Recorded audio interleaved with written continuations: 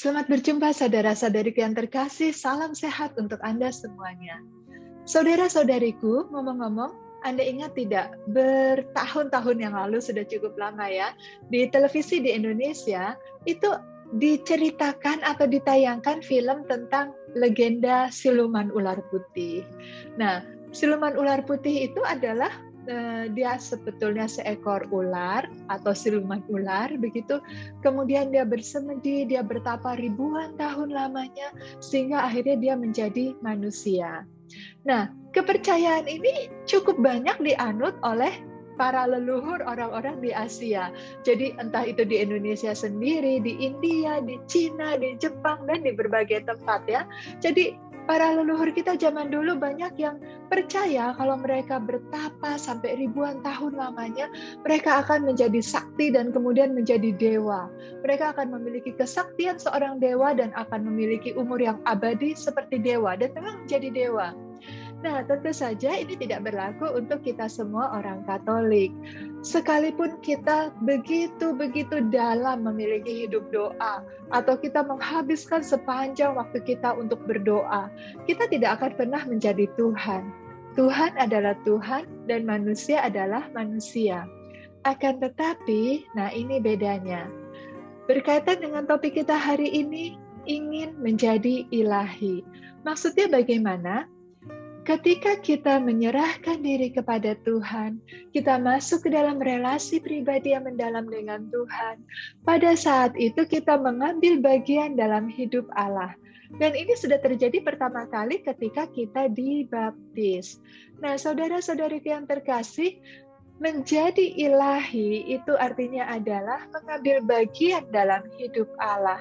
Artinya di dalam diri kita itu mulai muncul sifat-sifat Allah. Kita mengambil bagian dalam kodrat Allah. Dan ini membuat kita layak disebut sebagai anak-anak Allah. Berbeda ya dengan anak-anak orang biasa.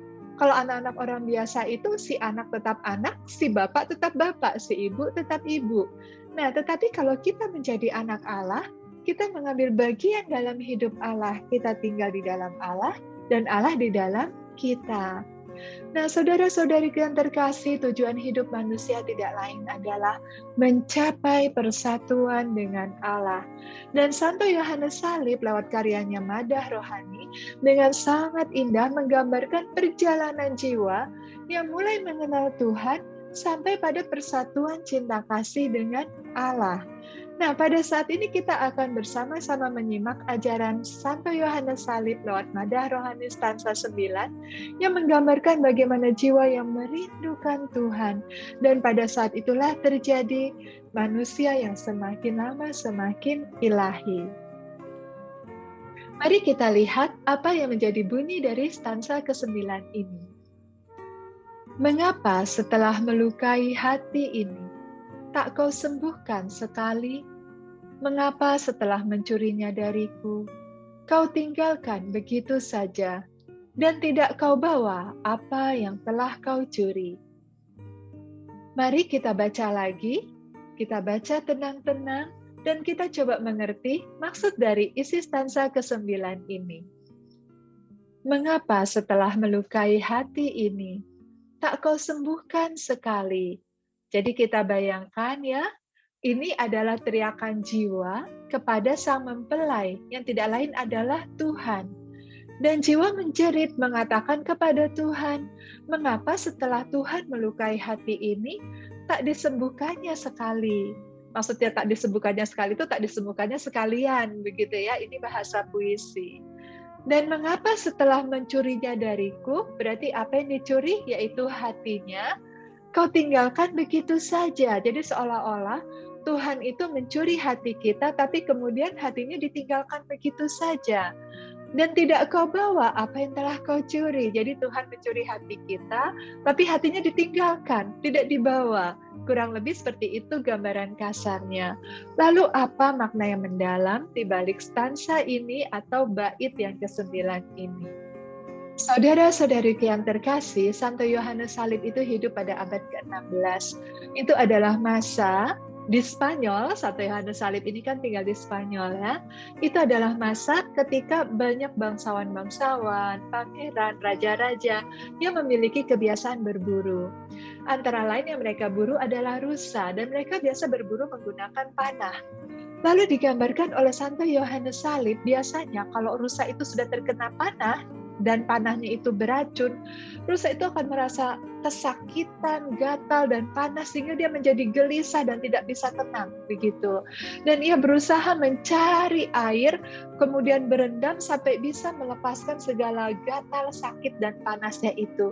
Barulah di situ dia mengalami kelegaan. Nah, saudara-saudariku, berdasarkan stanza yang ke-9 ini, kalimat yang pertama berbunyi, "Mengapa setelah melukai hati ini, tak kau sembuhkan sekali?" Ini oleh Santo Yohanes Salib diilustrasikan seperti seekor rusa. Rusa yang sudah dilukai dengan panah beracun, itu menjadi gelisah, dia menjadi tidak tenang sampai dia bisa menemukan air yang memberikan kelegaan bagi dia. Demikian juga jiwa, seolah-olah jiwa itu telah dilukai dengan panah cinta Tuhan, dan itu membuat jiwa menjadi gelisah, menjadi tidak tenang sebelum mengalami perjumpaan dan persatuan dengan Tuhan.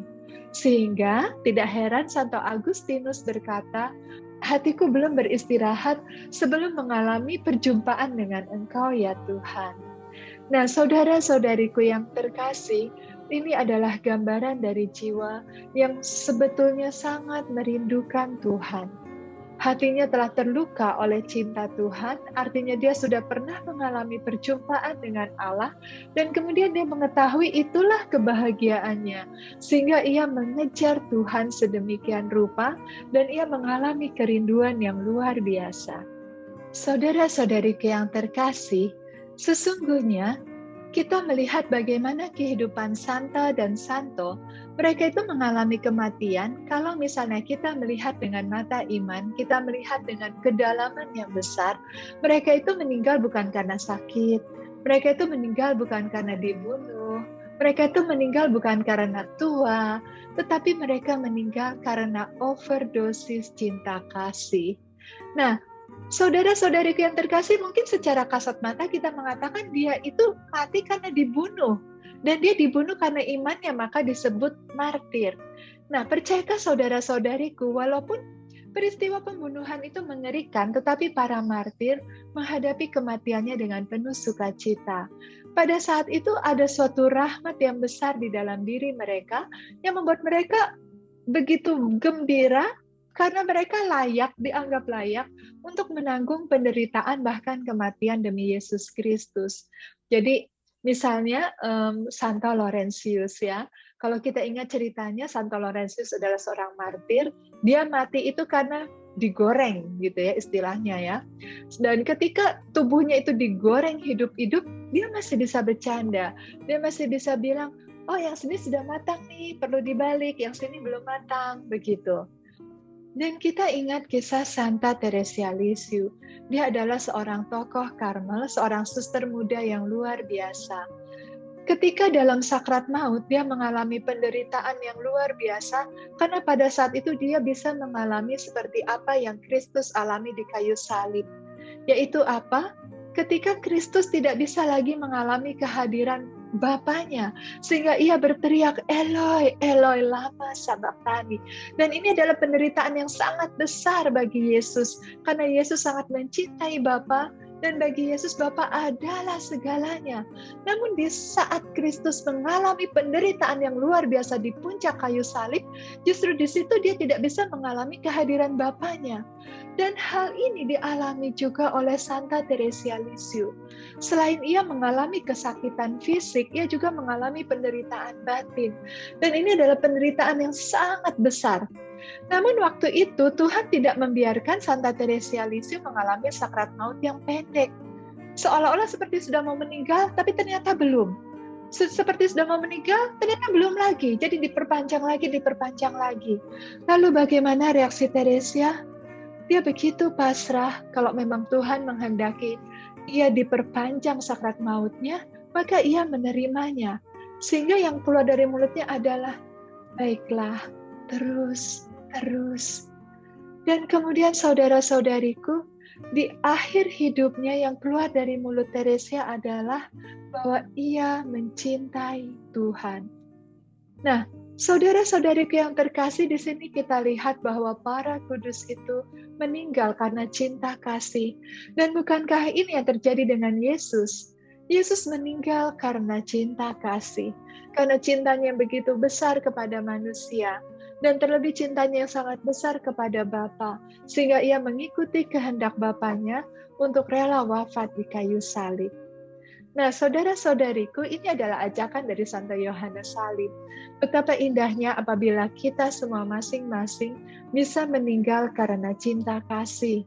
Kalau meninggal karena makan tahu kebanyakan, ya sayang ya. Karena kolesterol, karena asam urat, begitu. Tapi betapa indahnya kalau kita bisa meninggal karena cinta kasih.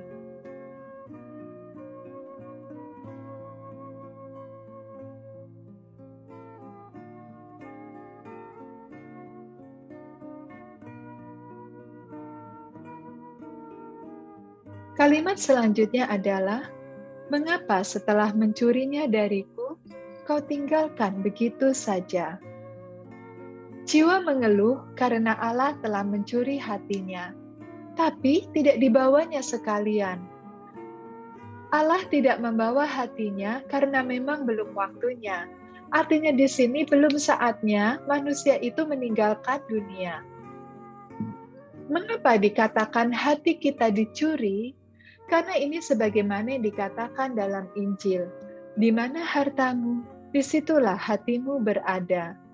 Jiwa yang sungguh mencintai Allah akan keluar dari dirinya sendiri dan beristirahat di dalam Allah.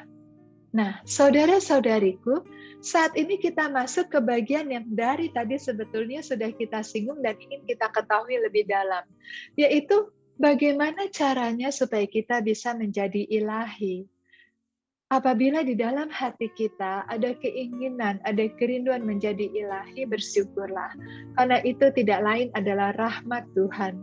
Dan Tuhan memberikan rahmat kepada kita, itu berarti karena Tuhan memang menghendaki kita menjadi ilahi. Nah, saudara-saudariku, beranjak dari apa yang dikatakan dalam Injil bahwa di mana hati kita, maka di situ harta kita berada, itulah sebetulnya yang menunjukkan kepada kita apabila kita ingin menjadi ilahi, maka harta kita tidak lain haruslah Allah, sehingga hati kita ada pada Allah. Misalnya saja, ini sebuah kisah nyata ya. Ada seorang anak laki-laki, dia begitu mencintai kuda. Sehingga dia selalu ngomong tentang kuda. Dikit-dikit omongannya tuh kuda, kuda, kuda. Kalau ngomong yang lain tuh nggak terlalu nyambung. Tapi begitu ngomong soal kuda, wah langsung nyambung dan dia bisa cerita panjang lebar. Sehingga apa akibatnya? Orang-orang kalau lihat kuda ingat dia. Kalau lihat dia ingat kuda. Ya, jadi saudara-saudariku, ini sebetulnya hendak menunjukkan betapa di mana harta kita berada, di mana hati kita berada, disitulah harta kita. Di mana harta kita berada, disitulah hati kita. Nah, yang menjadi masalah, ingat cerita yang tadi, si anak ini karena dia begitu cinta sama kuda, sehingga lama-kelamaan tanpa disadari orang-orang di sekelilingnya menyamakan dia dengan kuda. Kalau kita mau menjadi ilahi, maka di hati kita itu harus dipenuhi dengan Allah. Pikiran kita, hati kita itu terarah kepada Allah. Sehingga kita semakin lama semakin menjadi ilahi. Jadi begini saudara-saudariku, kita memiliki kasih. Nah, kasih kita ini terarah kemana? Kasih ini kan tertuang kepada kehendak, ya, tertuang di dalam kehendak kita. Kehendak kita ini terarah kemana? Ke dunia atau ke Allah? Kalau kehendak kita terarah kepada dunia, maka semakin hari kita akan semakin duniawi. Kalau terarah kepada Allah, maka semakin hari kita akan semakin ilahi. Jiwa tidak mencari kepuasannya sendiri, tapi berusaha untuk menyenangkan hati Allah dan mencari apa yang berkenan kepadanya. Inilah yang membuat manusia bisa menjadi semakin lama semakin ilahi. Jadi kasih dicurahkan ke dalam kehendak. Apabila kehendak tertuju kepada Allah, maka ia akan menjadi semakin ilahi. Sebaliknya, apabila kehendak tertuju kepada dunia, maka ia semakin lama akan semakin duniawi. Ngomong-ngomong, Anda pernah tidak ngobrol dengan seseorang yang memiliki kehidupan rohani yang cukup mendalam? Orang yang dekat dengan Tuhan, orang yang hidupnya banyak berdoa, lalu cobalah ngobrol-ngobrol dengan orang itu. Kemudian coba juga ngobrol-ngobrol dengan orang yang sangat duniawi, artinya yang ada di otaknya, yang ada di hatinya itu hal-hal yang duniawi sekali, begitu ya. Misalnya dia pikirkan itu hanya uang terus, atau kenikmatan-kenikmatan dunia terus. Coba Anda ngobrol dengan mereka. Dan kemudian Anda coba bandingkan ya, Anda bisa rasakan nggak bedanya ngobrol dengan orang yang dekat dengan Tuhan sama ngobrol dengan orang yang dekat dengan dunia. Sangat rasakan perbedaannya. Demikianlah saudara-saudariku, sebetulnya secara fisik kita ini sama ya, semua orang itu secara fisik sama, matanya 2, hidungnya 1, telinganya 2 kalau tidak cacat ya. Nah, tetapi apa yang membedakan? Kenapa ke orang yang satu rindu untuk selalu bertobat, orang yang satu tidak peduli, orang yang satu mencintai Tuhan, orang yang satu kadang-kadang dengar Tuhan, itu pun dengar-dengar begitu ya, apalagi percaya, apalagi cinta. Nah, kenapa bisa berbeda?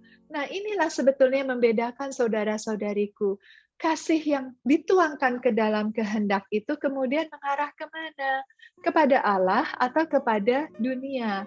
Nah, kalau misalnya ya ke Allah ada, ke dunia juga ada, jangan suam-suam kuku saudara-saudaraku, jangan setengah-setengah. Ingat, kehidupan rohani tidak bisa dipisahkan dari kehidupan duniawi. Kita harus menjalani kehidupan duniawi ini secara rohani. Karena perjalanan hari-hari kita di dunia tidak lain adalah ziarah menuju Tuhan. Semakin lama kita berjalan, artinya semakin hari yang kita lalui, maka itu berarti perjalanan kita semakin dekat menuju Tuhan. Sebentar lagi kita akan sampai ke pangkuan Bapa. Nah, oleh karena itu kita tidak bisa memisahkan yang rohani dengan duniawi. Jadi kalau misalnya kita katakan, ya saya sih mengarah ke Allah ada, mengarah ke dunia juga ada, itu berarti suam-suam kuku. Dan apa akibatnya? Hidup rohani itu seperti ibaratnya kita mendayung perahu di atas sebuah sungai, tapi menuju ke hulu. Mendayung perahu di sungai menuju ke hulu. Apa yang terjadi? Kita harus mendayung kuat-kuat karena kita mendayung melawan arus. Kalau misalnya kita lelah, kita malas, kita berhenti mendayung, apa yang akan terjadi?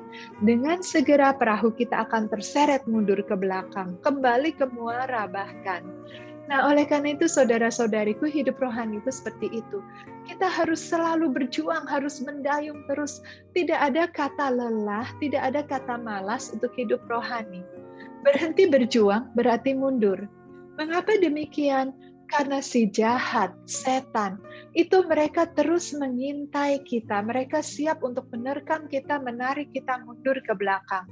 Kita sadari hal ini bahwa dunia sekeliling kita, internet, media sosial, teman-teman, dan semuanya, itu selalu menarik kita untuk jauh dari Tuhan. Menarik kita untuk semakin tenggelam dalam keduniawian kita. Karena itu kita harus selalu berjuang. Arahkan hati, arahkan pikiran kepada Allah saja. 2 ciri jiwa yang sudah tercuri hatinya oleh Allah adalah, yang pertama, merindukan Allah. Yang kedua, tidak terpuaskan oleh apapun selain Allah. Jiwa ini belum terpuaskan, dalam arti dalam keadaan selalu rindu, karena belum memiliki Allah seutuh-utuhnya. Di lain pihak, ia juga tidak memiliki apapun, bahkan dirinya sendiri sekalipun, karena ia tidak mencintai apapun juga selain Allah. Saudara-saudariku, saat ini kita menyadari bahwa sebetulnya disposisi batin seperti ini itu sebetulnya sangat dibutuhkan oleh dunia ini. Yaitu jiwa yang hanya merindukan Tuhan saja. Jiwa yang gelisah hatinya. Gelisah di sini dalam arti dia terus-menerus mencari Tuhan dan mencari Tuhan. Dan belum mengalami istirahat sebelum mengalami persatuan dengan Tuhan. Dan mengapa saya katakan Jiwa-jiwa yang seperti inilah yang dibutuhkan oleh dunia, karena apabila dunia dipenuhi dengan jiwa-jiwa yang seperti ini, betapa indah dan damainya. Karena ia sudah tidak mengenal apa-apa lagi ya. Anda bayangkan seperti seekor rusa yang dia begitu kesakitan, gatal, dan panas karena panah beracun, ia terus berlari dan berlari mencari air. Dia gelisah, yang dicari itu hanya air saja. Demikian juga jiwa yang begitu merindukan Tuhan, yang dicarinya hanya Tuhan saja. Sehingga akhirnya ia tidak tahu apa-apa lagi selain Tuhan. Artinya dia tidak tahu lagi untuk serakah, ia tidak tahu lagi untuk iri hati, ia tidak tahu lagi untuk haus akan kekuasaan, ia tidak tahu lagi akan kerakusan. Yang dia cari hanya Tuhan saja. Nah, ketika ia mencari Tuhan, maka yang diinginkannya hanyalah menyenangkan hati Tuhan. Dan disinilah maka dia bersikap bagaimana caranya supaya hidupnya bermakna, berguna bagi orang lain, berguna bagi negeri ini, berguna bagi gereja, karena dia tahu ketika ia melakukan hal itu, Tuhan akan semakin berkenan kepadanya. Memang saudara-saudariku, selama manusia masih hidup di dunia ini, dia tidak akan pernah bisa merasa memiliki Allah seutuh-utuhnya. Walaupun dia sungguh merasakan Tuhan hadir, walaupun dia secara nyata mengalami Tuhan mencintai dia, tetapi kan mata fisiknya tidak bisa lihat Tuhan, telinga fisiknya tidak bisa mendengar Tuhan, dan tangannya tidak bisa memegang Tuhan. Itu yang membuat dia merasa belum memiliki Allah seutuh-utuhnya.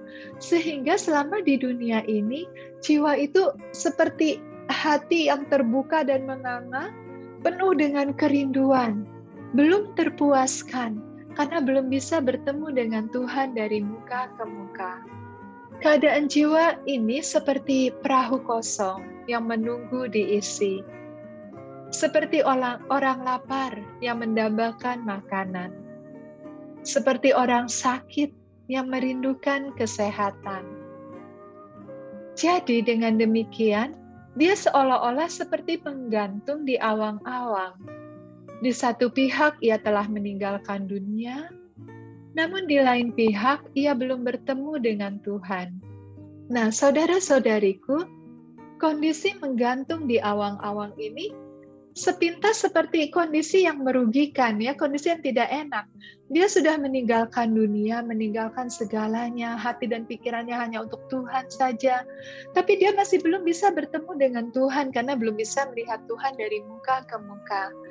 Nah, akan tetapi justru kondisi seperti ini adalah kondisi kerinduan yang terbuka seluas-luasnya kepada Tuhan. Dan Santo Yohanes Salib mengatakan, orang mendapatkan sebesar apa yang dia rindukan. Saya beri contoh ya, misalnya begini, kita kepingin sekali ayam goreng misalnya, kepingin sekali, dan ketika ayam goreng datang, ayam goreng itu menjadi sesuatu yang sangat berharga, dan kita makan dengan sangat nikmat. Kenapa? Karena kita kepingin sekali. Beda kan kalau misalnya kita nggak terlalu kepingin ayam goreng, ya ada syukur, enggak juga nggak apa-apa. Apalagi sekarang kayaknya lagi kenyang nih, nggak mau ayam goreng begitu. Sehingga ketika ayam goreng yang sama datang, kita tidak terlalu menghargainya. Bahkan mungkin kita tidak memakannya sama sekali. Nah, artinya apa? Orang mendapatkan sebesar apa yang dia rindukan. Ketika kerinduannya besar, maka yang dia dapatkan juga besar. Apalagi ketika kita merindukan Allah, semakin kita merindukan Allah, semakin kita mendapatkan semakin besar rahmat-rahmatnya bekerja di dalam diri kita. Dan rahmat-rahmat itulah saudara-saudariku yang memampukan kita untuk hidup di dunia ini secara rohani. Untuk hidup di dunia ini seturut dengan kehendak Allah. Untuk hidup di dunia ini mengembangkan talenta-talenta yang ada, yang dapat berguna bagi saudara dan saudari kita, yang dapat bermanfaat bagi orang-orang di sekeliling kita. Kita lihat contohnya Mother Teresa. Dia adalah sosok perempuan yang kecil, kurus, dan lemah, miskin, tidak punya apa-apa, tetapi pengaruhnya luar biasa bagi dunia ini. Bahkan ketika beliau sudah meninggal sekalipun, sampai saat ini begitu banyak jiwa yang mengalami kasih Tuhan lewat pelayanan Mother Teresa. Nah, saudara-saudariku, Inilah jiwa yang hatinya terbuka, yang rindu kepada Tuhan. Pada saat itulah jiwa mengalami dirinya diubah, semakin lama semakin ilahi. Ini sebetulnya yang dimaksud dengan anak-anak Allah yang sejati. Bagaimana mungkin kita bisa mengklaim diri kita anak Allah kalau kita tidak ilahi? Kita adalah anak-anak dunia kalau kita ini duniawi. Karena itu, bukalah hati lebar-lebar kepada Tuhan, rindukan Dia dengan segenap hati, karena Dia yang telah lebih dahulu mengasihi kita. Kalimat selanjutnya, dan tidak kau bawa apa yang telah kau curi.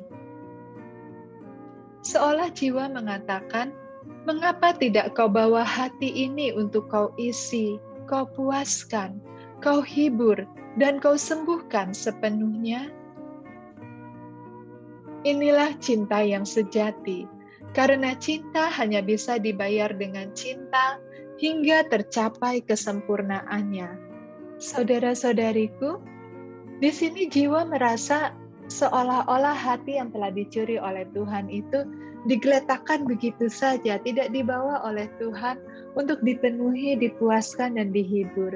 Dan ini yang membuat jiwa itu menjerit kepada Tuhan ya, karena kerinduannya itu masih seperti luka yang menganga lebar-lebar belum terpenuhi. Nah, saudara-saudariku yang terkasih, walaupun ini disebut luka, tetapi luka yang indah, luka yang nikmat. Dan ini adalah sesuatu yang membuat orang juga semakin lama semakin ilahi. Jadi bagaimana jiwa dapat bertumbuh semakin ilahi? Tidak lain adalah dengan semakin merindukan Tuhan. Ketika ia merindukan Tuhan, saat itulah Roh Kudus bekerja di dalam jiwa, membuat jiwa semakin lama semakin ilahi. Satu hal yang penting di sini yang ingin saya sampaikan kepada Anda, banyak orang berpikir bahwa ketika jiwa begitu mencintai Tuhan, merindukan Tuhan, hati dan pikirannya terarah kepada Tuhan saja, maka selayaknya lah dia seperti orang-orang yang zaman dulu ya, pergi ke gunung dan bertapa, lalu menghabiskan hidupnya sampai mati di sana. Nah, yang mau saya sampaikan di sini adalah tergantung apa kehendak Allah dalam diri tiap orang. Tiap orang itu berbeda-beda. Ada memang yang dipanggil untuk menjadi biarawan dan biarawati yang kontemplatif, tinggal di dalam pertapaan-pertapaan. Tetapi ada yang dipanggil untuk menjadi dosen, ada yang dipanggil untuk menjadi pegawai negeri, ada yang dipanggil jadi pegawai bank, atau apapun itu ya, ada yang dipanggil menjadi seorang ayah, menjadi seorang ibu. Nah lalu bagaimana orang yang hidup di dunia ini bisa tidak terarah kepada dunia, tetapi terarah kepada Allah saja, yaitu tadi ya, jangan pernah memisahkan hal rohani dengan hal duniawi, sehingga ketika kita bekerja, maka lihatlah pekerjaan itu sebagai pelayanan kita. Ketika kita bekerja, maka bersyukurlah karena melihat Tuhan itu masih memberi kita pekerjaan. Ketika kita bekerja, maka bertanggung jawablah. Karena kita merasa begitu bahagianya kok Tuhan percaya sama saya, sehingga Tuhan memberikan kepada saya pekerjaan ini. Siapakah saya sampai Tuhan mempercayakan saya pekerjaan ini? Jadi, ketika kita bekerja itu kita lakukan demi cinta kepada Tuhan. Kita lihat itu sebagai pelayanan, sebagai ungkapan syukur, dan sebagai tanggung jawab karena Tuhan mempercayakan kepada kita pekerjaan itu. Juga atas status-status kita, status sebagai seorang ibu, status sebagai seorang ayah, status sebagai seorang anak, status sebagai seorang mahasiswa. Nah, dengan demikian maka hidup kita bisa menjadi semakin ilahi dan kita layak disebut sebagai anak-anak Allah. Sampai jumpa.